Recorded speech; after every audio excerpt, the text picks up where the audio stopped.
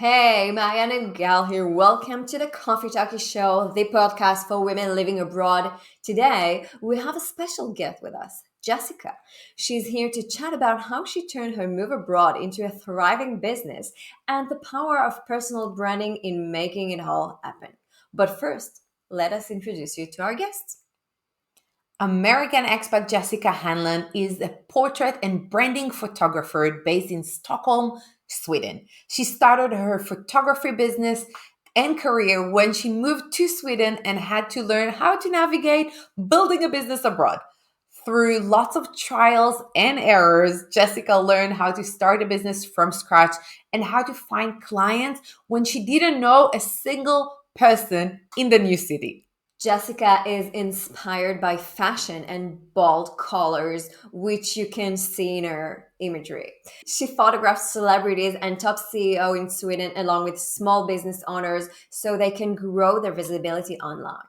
Now you can find her speaking about personal branding and teaching entrepreneurs how to build their personal brand online with her photography course, Snapped for Social. We invite you to grab your coffee and notebook and give a big loving welcome to Jessica.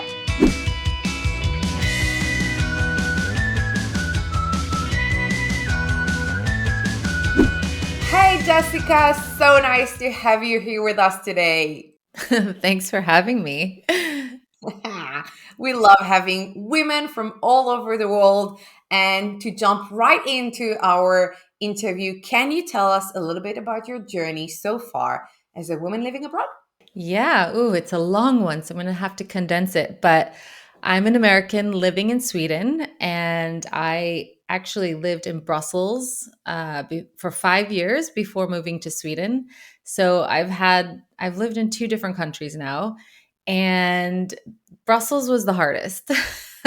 So for me, that was the hardest moment of my life because I had left everything from the US to start a new life with my husband. He is Swedish and he had been living in Brussels for about 10 years or maybe less. But um, so basically, everything that I knew was from his perspective, and all of his friends were my friends. But I also knew that I needed to make my own like friendships with other people.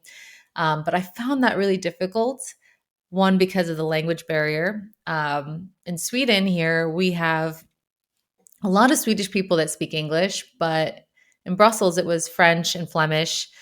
And so I had to learn how to speak French. And that was very hard for me because I did take some lessons. I signed up for the French courses and stuff. And that was a challenge, making the correct sounds and trying to communicate. And I have like a Spanish background. So my mom's from South America. So I do speak Spanish. But for some reason, my brain just kept wanting to like speak Spanish. So it was really hard. So for me, the language part was like really tricky and also trying to make friendships. And so that's what my experience was there. But now I live in Sweden and I have a very different experience. A lot of people speak English, so it makes life a lot easier. And a lot of the work that I do as a photographer, I'm speaking in English. So for me, it's been it's been easier being here in Sweden. So yeah, it's been a fun journey of like living abroad. I can imagine, and I remember living in Brussels and Flemish. I don't understand this language, like so complicated. I tried, and I was a sales rep there, but at least I knew French, so it made it easier. So I can totally relate to what you just described about Brussels and French Flemish. Yeah, absolutely. So you mentioned photography. So tell us a little bit how you came and what inspired you to pursue photography in a new country. Well, I love photography. I've been studying it since I was very young, and I also had a film camera when I was 12. So I was using a camera for a very long time. I just never believed in myself to earn a living from it. And so when I was in college, I studied graphic design, but my heart was always like wanting to make photos. So every project that I did when it came to graphic design, it's very much text based, but I was like, can I put some pictures in here? Like, so for me, it was always like the photography. So when I moved to Brussels, my husband bought me a camera, and it wasn't like anything fancy, but because I was on my own so much, I was walking around in Brussels, taking my camera everywhere and taking pictures. And then eventually, just before leaving Brussels, I was starting to take pictures of people, like friends, maternity, and doing self portraits. And just, I started to play around with the camera. And then when I moved to Sweden, it was just a couple months in, and I was having dinner with my husband's cousin, who's a art director for one of these. It's a hair company where they sell like shampoos and hair products, and it's very well known. And she was like, "We're going to do a commercial. Can you be the behind the scene photographer for the commercial?"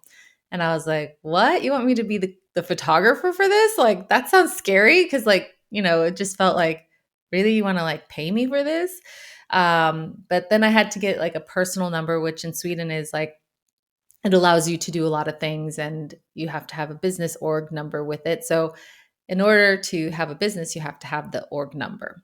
So I set up my business, and I got paid.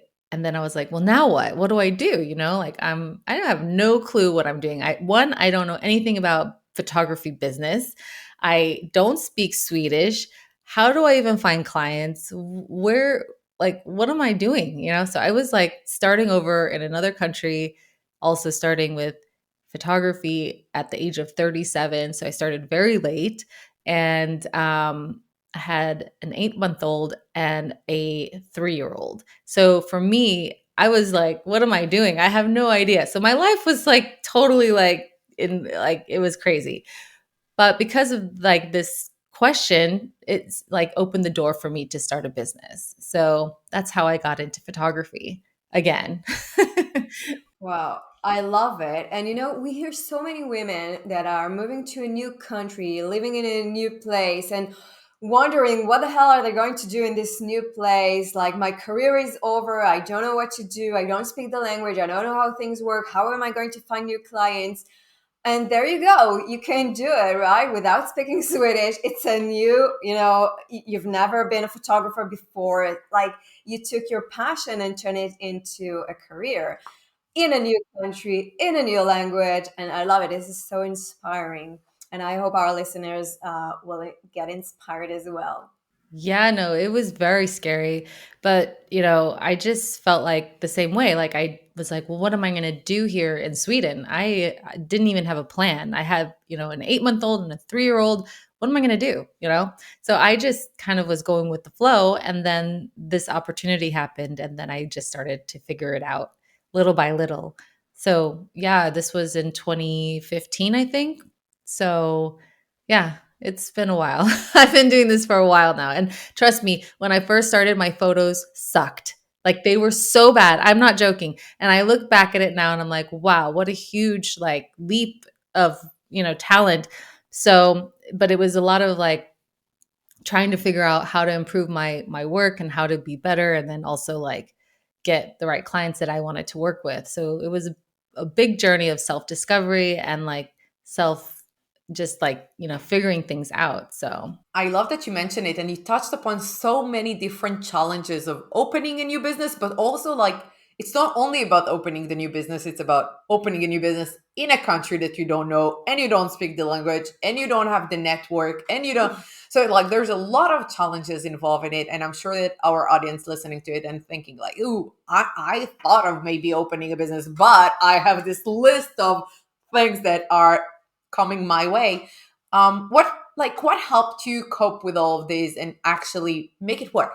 Because the opportunity was there, but you had to work it out through the different challenges. yeah, it was a lot of trial and error.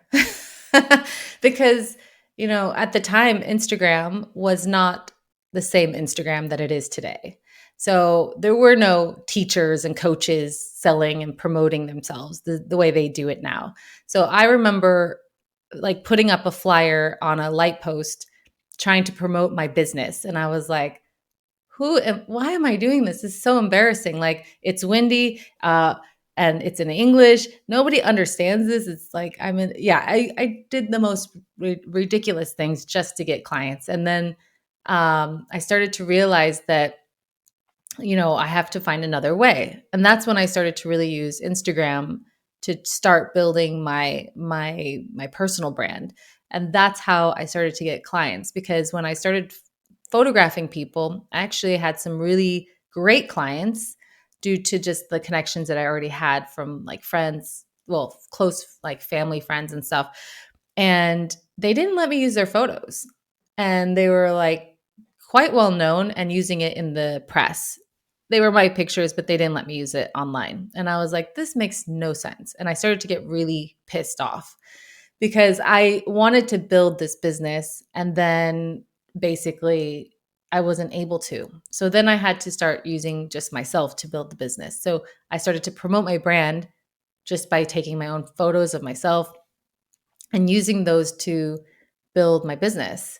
And this is before Instagram was the way it is now. So it's a totally different world. That's great. And I think it shows, like you say, trial and error. I think that's Love your honesty about it's it. That's the truth. You got to try and you got to fail. And this is how you learn. And that's the only way I know. and that's where we say all the time, like resiliency is the key, because like you're gonna fall, but how quick you jump back it's up to you. It's how you train yourself to say like, okay, I tried, this didn't work. Well, am I gonna take like a month apart or a year apart, or how long apart before I try again? Or am I literally going straight back in because there's no other way? This is how we discover how to do things. Yeah, and there are resources. I mean, the thing is like in Sweden, they have really great resources for entrepreneurs. I just didn't use it at the time because I didn't know until later. So I could have had help. Great. So you mentioned branding and personal branding. And for those of you maybe listening that don't know what personal branding means, like I know brands, but I'm not McDonald's. So could you elaborate a little bit more about personal branding and how important it is? Yeah, it's not that complicated. It's like basically showing who you are, what you do, and putting your own spin on your personality. So it depends on how you want to build your personal brand. Is it for business? Is it personal? And from there, you can figure out how you want to grow your personal brand. Maybe you want to be a content creator. So you just have to figure out what that is. But it's basically showing off who you are, your personality. It's how people feel when they're around you. It's also things that you believe in, your purpose, your mission, and you just talk about it, you promote it, you share it online. And that's really what personal branding is. It's just showing off who you are, becoming the character of your own world, your life. Yeah. That's amazing. And would you say like your own personal branding then? Is it like your experience as an expat? Do you bring like those things to your personal branding? I used to. I do it a little less, but I have done a little bit like on my photography page. I share the story of me being an expat. And because of that, I was approached by the Today Show in the US, which was totally crazy because I grew up watching the Today Show when I was a kid and even up into an adult until I left America. And I was approached by them through my Instagram, and they were like, "Hey, can we interview you, as a Swedish or an American living in Sweden, your Swedish experience for this word mys." And I was like, "What?" I was like, "Really? Like, is this a joke?" Because at first I was like, somebody's probably like playing with me. But then I responded and I found out more, and I was like, "Oh my gosh, this is real." So I was terrified, by the way, to do the interview because it was on video like this. And I actually am very afraid to be on video. Like, I had a humongous fear of being on video talking to people. Like it was a big problem. It stopped me from even showing up half the time in my business. So I had to like really work on this mindset part of myself, like who was afraid to speak up. But that happened where I was like, okay, I'm going to be on video. And yeah, it was like so crazy. So I made some videos for the Today Show and showed them my version of Mies. And yeah, it was really cool. So, and I also have a podcast, which is, you know, geared towards expats who are business owners. So yeah, I do a little bit of that, and I bring that aspect of my life. But I have three Instagrams. I have a personal one that I leave open, but I still am kind of strategic with it. But I don't go full throttle on it. And then I have my photography and my personal branding one, which is like where I talk about personal branding. But I have a lot of energy and like I like doing a lot of things. So, First of all, I think it's amazing that you're doing so many things and that you're bringing your true self out there through personal branding. Because sadly, we see a lot of people on Instagram bringing a personal brand, but it's not their own personal brand. And sadly, this is, giving a false impression of how life abroad really is. And a lot of people are trying to compare their life to those Instagram pages of people living abroad where we see, women living in Paris eating croissants all the time. And come on, use your voice on social Yeah. medias to bring your true story. And this is why I really love what you're doing. And we love your podcast for, That, yeah, that's how we met you, right? It was the other way around. yeah, yeah. yeah, no, you guys were on my show. And it's so funny because just the other day I talked to another expat and she said to me like, I'm helping women to rewrite their website. And one woman approached me and was like, I want to be able to write shit on my website the way you do. And that's why I'm approaching you. And she's like, who do you need permission from? Like, if this is your personality and you want to talk this way, just be yourself. And I think what we're doing, what you're doing, what a lot of coaches out there for every different aspect of life are like, be yourself. Yeah. And that's the best way to actually go on in life. That's the key though. Like that's the reason why people will choose to work with you or be friends with you. It's, when you see somebody walk in a room, you can either tell if you're going to get along or not. It's everything. It's the energy that you are putting out there. So a personal brand isn't just one thing. It's a combination of different elements, and it's actually definitely owning who you are and showing up as yourself, even though it can be kind of scary to let people know the true you, but that's what's going to make your life easier.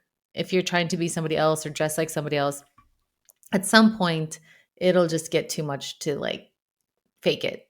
So just be yourself and show up the way you want to. And of course, like you can always change how you present it online. If you want to have prettier pictures, then you can do that. Or if you just want to like just do just do it the way you want to.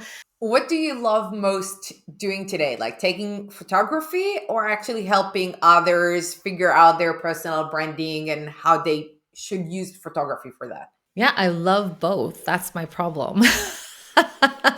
I know everybody's like niche down, do this, do that, but like for me it's like I'm just more of a multi-passionate person, and I really do enjoy photography, and I love helping entrepreneurs to figure out like their personal brand, how to grow their business, and to me that's what lights me up. So I've tried to combine these two things together and package it up as like my business.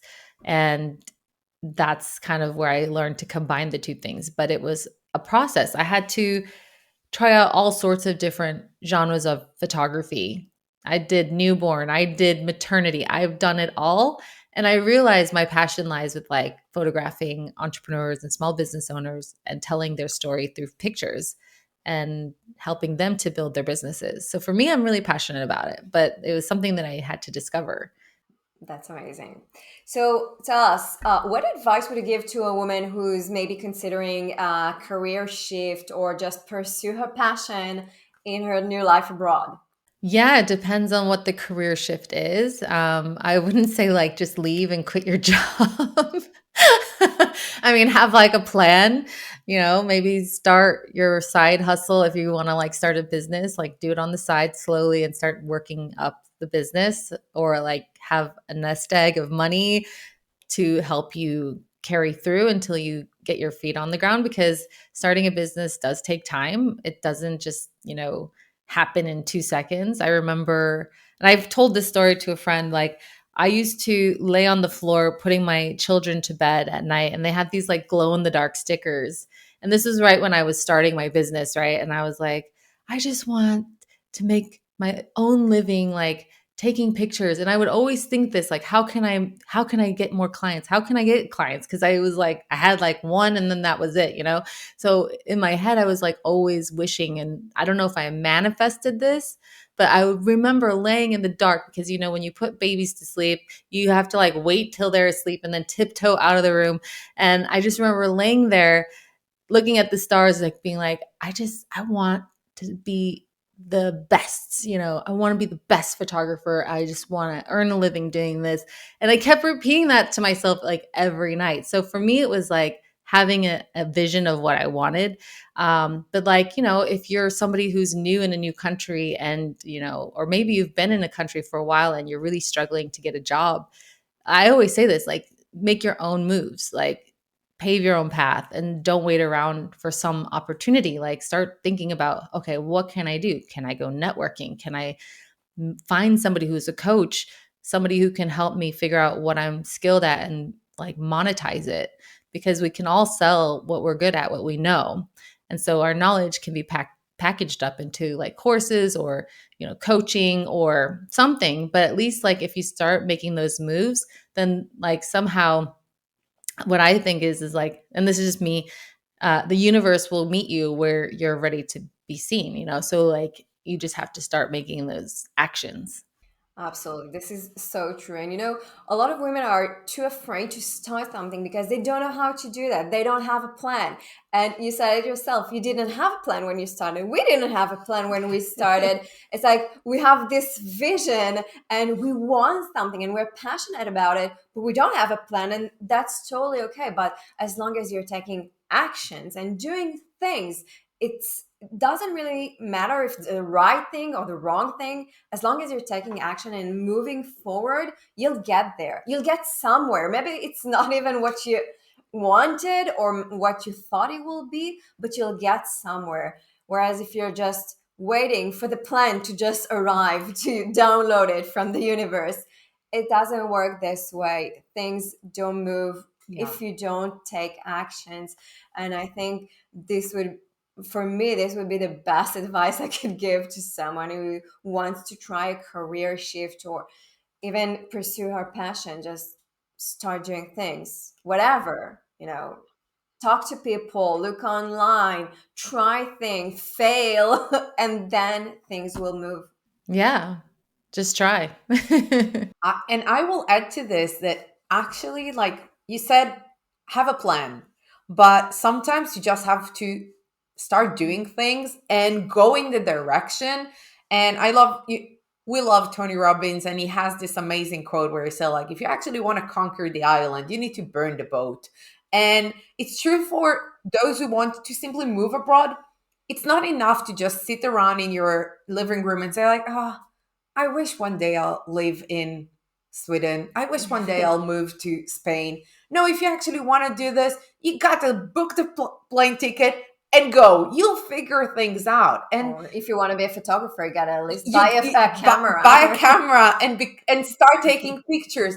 And if you want to open a business, sometimes, like I had this conversation with a friend just the other day, and she said to me, "Yes, but I was like, open the business. Literally go online and make the thing that says you have now a business. And now you start working towards actually making it happen. Because as long as you sit on your ass and lay on your sofa and be like, oh, it would be nice to have a photography business. It would be nice to be like helping women move abroad. It will be nice, but you don't do anything about it to actually make a plan. You might not have a plan, but you need to make the plan. Well, it's never gonna happen. Yeah, and I think it's great what you guys are doing because I didn't have that option. People like you weren't really around helping people figure out how to move abroad. Like I just moved and I showed up with my bags and, started over and I just figured it out. There was no support system. I think there was like meetups where I was like trying to find people to like hang out with, but that, didn't always work out. So, I mean, at least you guys are providing some sort of help and resource and just talking to somebody about your ideas will actually start getting you to the next step. So I think that's like where it starts. Thank you. Oh, that's what we love doing it. So, but enough about us. Tell us about your photography course, Snapped for Social, and where women can find you. Yeah, so I created Snap for Social because of my journey. It's like trying to figure things out. So for me, it was trying to figure out what is my personal brand. It is a little bit of strategy and understanding exactly what you do and who you offer it for.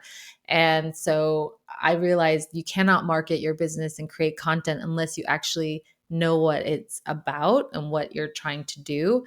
So I have like a personal branding course / photography course, and it's called Snap for Social. So it's showing you how to promote your brand and your business online so that you can get found and attract new customers. And a lot of the time people just don't understand how to take better photos. And a lot of the time they don't know what good lighting is and how to do it. And, they're frustrated because, the lighting is bad and you know, it just doesn't do them justice. And so I created this online course to help people. Basically, I was in the same position. I didn't know how to find clients and I didn't know how to promote myself.